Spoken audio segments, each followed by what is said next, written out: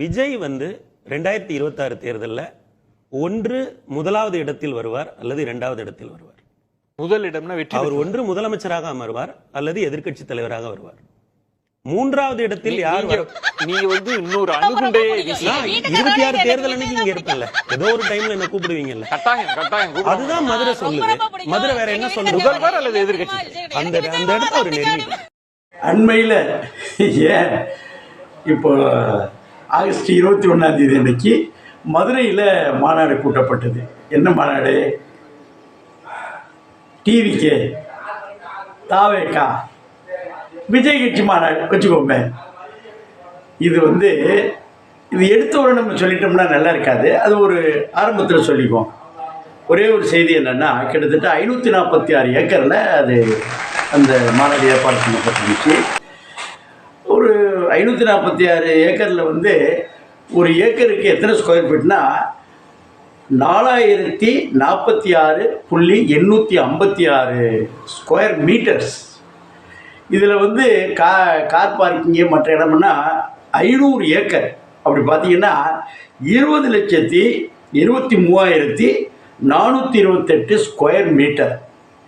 ஒரு மனிதனுக்கு, அதாவது ஒரு கூட்டம் கூடுற இடத்துல ஒரு சராசரி இன்டர்நேஷ்னல் ஸ்டாண்டர்ட் படி ஒரு சதுர மீட்டர் ஒரு கணக்கு கொடுக்குறாங்க.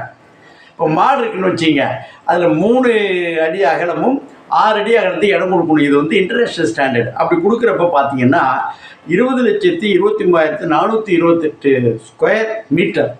ஆமாம், அவ்வளோ இடங்கள் ஒரு வெட்ட வெளியில் வாங்கினாங்க. அது நகரத்திற்கு எந்த பிரச்சனையும் இல்லாமல் இருப்பதற்காக மாநகராட்சி மட்டும் தமிழக அரசே அந்த ரோடுகள்லாம் சரி பண்ணி கொடுத்துச்சு. அது நம்ம ஒத்துதான் ஆகும்.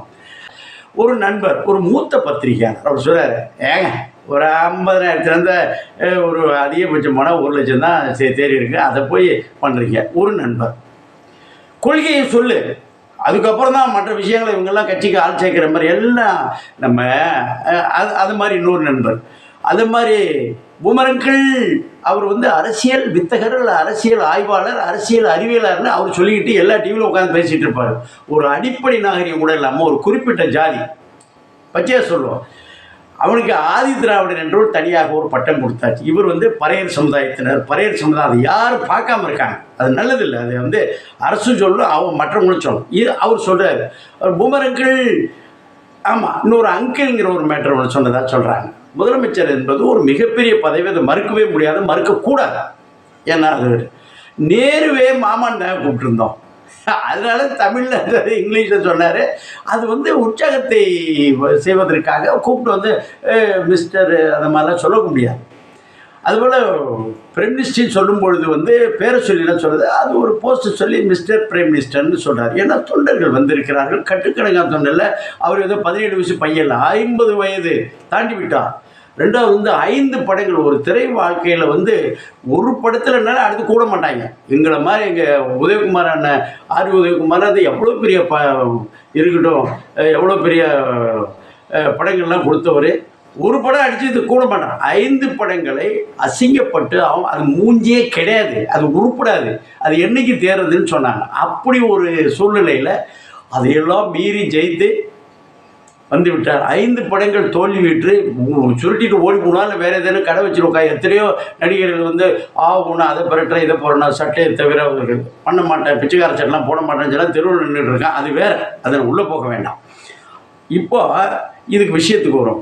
ஏன் அப்படி வரிசை கட்டி அந்த மெனக்கட்டிக்கிட்டு தேடிட்டு கிடக்கிறாங்கன்னா ஒன்றும் இல்லைங்க. எல்லா அரசியல் கட்சி இப்போ நேரடியாக திட்டி பார்த்துச்சோம், முடியல. இல்லைடா அது என்ன சுனாமி ஏற்பட்டுச்சா அல்லது நிறைய அந்த புயல் ஏற்பட்டுச்சா, வெள்ளம் ஏற்பட்டுச்சாங்கிற அளவுக்கு உறைஞ்சி போயிருக்காங்க, சம்பிச்சு போயிருக்காங்க. இதை ஓவர் கம் பண்ணுவதற்கு ஒரு குறிப்பிட்ட கட்சி இல்லை மற்ற சில கட்சிகள் ஒரு டீட்டெயில் கொடுத்துட்டாங்க. வா நம்ம ஐடிவிங்கெல்லாம் தாக்கு பிடிக்க முடியாதியா, அதனால என்ன பண்ணால் பிரபலியமாக இருக்கக்கூடிய மனிதர்களுக்கு ஒரு மரியாதை செய்தோமானால், அவர் செய்ததை லிங்க்கு இன்னும் ஒரு அனுப்பிவிட்டால் அதற்குள்ள மரியாதை செய்து விடுவோம். அது தவறல்ல, அது கூலி பேச்சல்ல. அது இன்றைய காலத்தில் ஒரு பெரிய இது வரப்போ 500 600 சமாச்சார வரிசையில் நின்று வாங்கிட்டு இருக்கிறது போல இது ஒரு நல்ல விஷயம்தான். அது நான் உள்ளே போக வேணாம். அது அவர்கள் எய்தவன் என்று இதனால இந்த இமேஜ் அவர் சொல்கிறார் 50-60 பேர் மேக்சிமம் என்ன ஒரு 1 லட்சம் பேர் கூட இருக்க மாட்டாங்க. அதில் வந்து கடுப்பாய் பார்க்கக்கூட கடுப்பாய் சேரலாம் உடஞ்ச சேரே 17 கணக்கு எடுத்து எல்லா மெயின் சேனல்லையும் பண்ணிட்டாங்க. இது ஒரு சமாச்சாரம். விஷயத்துக்கு வருவோம். நேற்று ஆரம்பித்த கட்சி ஆரம்பித்தோம்னா இதுவா உடனே உதாரணம் எதுனாலும் நம்ம தான் திண்ணையில் உட்காந்து பேசுவோமே இது மாதிரி. அது இல்லாமல் இன்னொருன்னா தமிழ்நாட்டை பொறுத்தவரை சென்னையில் மட்டுமே 1,22,000 டீ கடைகள் இருக்கின்றன. அந்த மொபைல் கடையெல்லாம் சேர்த்து இன்னும் அது தமிழ்நாடு முழுதும் பார்த்தா இது 10 டைம்ஸ் ஆகும். 12 லட்சத்துக்கு மேற்பட்ட டீ கடைகள். பார்பர் ஷாப்னு சொல்லக்கூடிய முடிவெட்டுற இதை பேப்பர் ஓசியில் போட்டு வச்சுருந்தாங்கன்னா 15 நஞ்சு போயிருக்கும். அது குறிப்பாக தினத்தந்தி மாதிரி ஒரு பத்திரிகைகள் வந்து நஞ்சு போயிருக்கும்.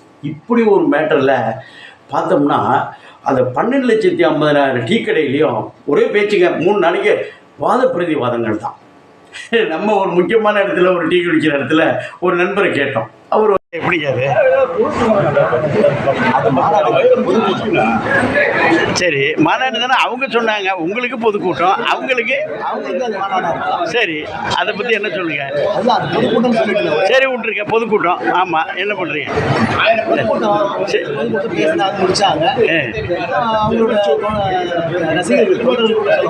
சரி சரி எம்ஜிஆர் கட்சியில் வந்தாங்களா அவங்கள ரசிகர்களா தொண்டர்களா இவருக்கு மாறக்கூடாதா ஏன் இவர் அதிமுக ரசிகர் மன்றத்தில் இருந்து எம்ஜிஆரோட ரசிகரை மாறினவங்க தொண்டர் ஒரு இயக்கத்திலே இருந்தாங்க. இயக்கத்தில் இருந்து ரசிகர்களாகவும் இருந்தாங்க தொண்டர்களாகவும் இருந்தாங்க. இவருக்கு மாற மாட்டாங்களா இவர் இயக்க ஆரம்பிச்சிருக்காரு இதுக்கப்புறம் தெரியும் எப்படி வராங்கன்னு பார்க்கலாம். சரி விட்டுருக்கேன். இன்னொரு செய்தி என்னன்னா இவர் வந்து எல்லாம் சொல்லியாச்சு.